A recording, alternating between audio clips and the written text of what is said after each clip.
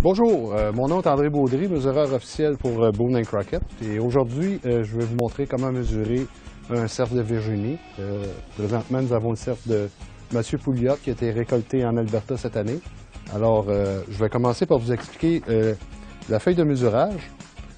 Tout début, ce qu'on fait, on prend l'envergure intérieure du panache, ce qui fait dans le plus large à l'intérieur. C'est une mesure qui compte pour le pointage final.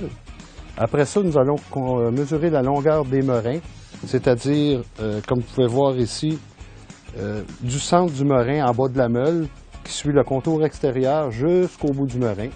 On calcule le côté gauche et après le côté droit. Après ça, nous allons calculer la longueur de chaque pointe et finalement 4 circonférences de chaque côté du panache. Avec ces mesures-là et des calculs, nous devrions donner un pointage final. Comme j'ai expliqué tantôt, pour la longueur des merins, la façon de procéder, c'est que nous prenons le panache, on regarde l'extérieur du panache et on vient chercher le bas de la meule au centre, tout en suivant le côté extérieur jusqu'au bout des merins. Je vais procéder à cette mesure ici.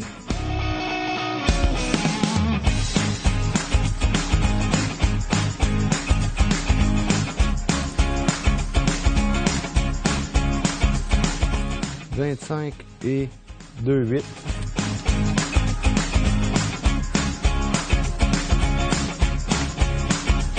Ici.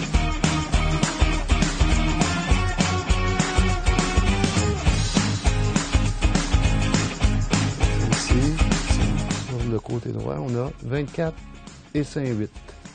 Comme on peut voir ici, 25 et 2,8 sur l'autre côté, ce qui nous donne une différence des deux merins de 3,8, 5,8 de différence. Ça devient une déduction. On va avoir tantôt un score brut et un score net. Le brut, c'est, on calcule toute la colonne 1, qui est le merin du côté droit, la colonne 2, le merin du côté gauche, toutes les mesures, et on a une troisième colonne qui est la différence. Et au bout de la ligne, on calcule l'envergure intérieure avec, on additionne la colonne 1 et la colonne 2, ce qui nous donne un score brut. Et après, on soustrait la colonne 3, qui est la différence, et ça nous donne le score net à la fin. On mesure l'envergure intérieure dans le plus large et à angle droit avec l'angle du crâne, l'axe du crâne. On ne peut pas mesurer comme ça. C'est la même chose pour un orignal. Il faut vraiment être à 90 degrés avec l'axe du crâne, dans le plus large, au centre des merins. Comme ici, ça nous donne un score de 19 et 3,8 intérieur, que je vais rapporter ici. Pour mesurer une pointe, ce qu'on fait, c'est vous voyez le merin, tantôt on va prendre la circonférence à l'endroit le plus petit entre les pointes. Donc, ce qu'on perd sur la circonférence, on va le gagner sur la longueur des pointes. Ce que je vais faire ici, c'est que je vais mettre mon fil à côté dessus du merin, à l'endroit le plus petit entre les pointes. Et là, on se fait une ligne de base, de départ, qui est ceci. À partir de là, je viens chercher mon centre de la pointe et je m'en viens ici. Donc, j'ai mon point de départ pour mesurer ma pointe plus tard. Je marque toutes mes pointes une par une et puis après, je vais les rapporter sur ma feuille de mesurage.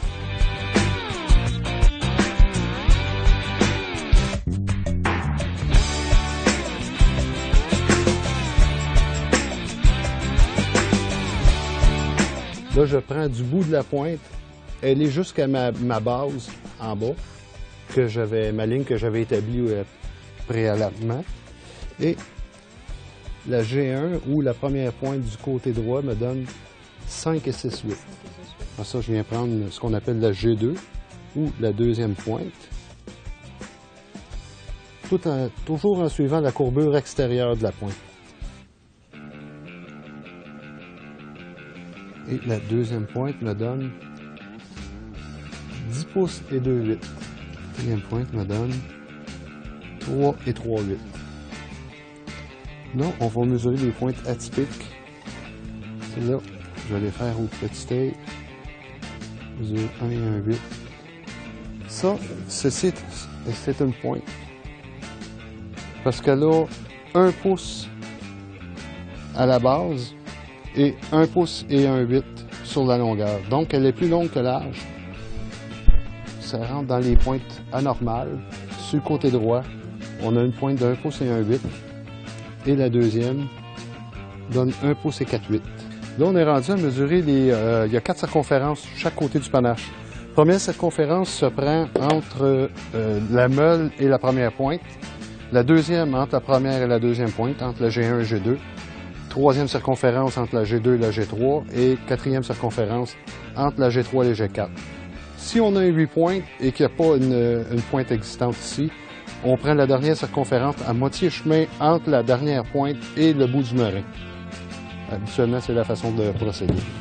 Fait que je vais pour la première circonférence. Donne 4 et 5,8. Et les circonférences se prennent toujours à l'endroit le plus petit. Comme j'ai expliqué tantôt, on prend l'endroit le plus petit sur les circonférences. Et quand on vient mesurer la longueur des pointes, on se trouve à regagner sa longueur des pointes vu qu'on a coupé sur les circonférences. J'ai 4 et 3,8 pour la deuxième, 4 et 6,8 pour la troisième. Finalement, 4 et 3,8 pour la quatrième pointe.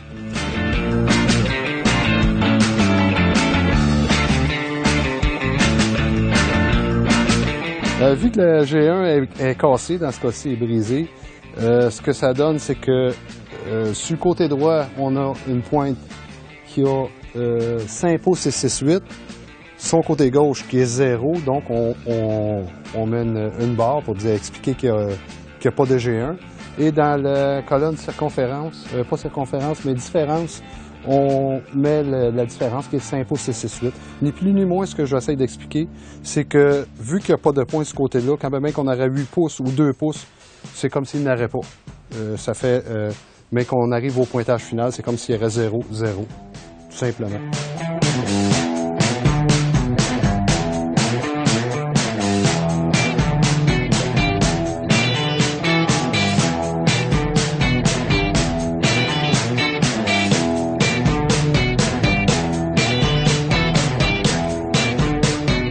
Moi, j'en arrive à un pointage final de 159 et 5,8 brut et avec 11 pouces et 4,8 de déduction, il reste un score net de 148 et 1,8. C'est un très beau chevreuil, là, 148 et 1,8, un très beau cerf de Virginie. Félicitations, monsieur.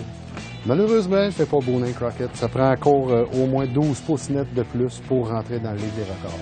Si jamais la G1 n'aurait pas été pétée sur ce côté-là, ça aurait, au lieu d'avoir une déduction de 5 pouces et 6,8, il y aurait eu 5 pouces, j'imagine, de plus. Au lieu de soustraire 5 et 6,8, on aurait rajouté 2 fois 5 pouces, donc on aurait arrivé facilement en haut de 160. Broille pas, monsieur. Tu vas m'en faire un autre. Il rit en plus. Ah, ben merci beaucoup. Allez. C'est cool.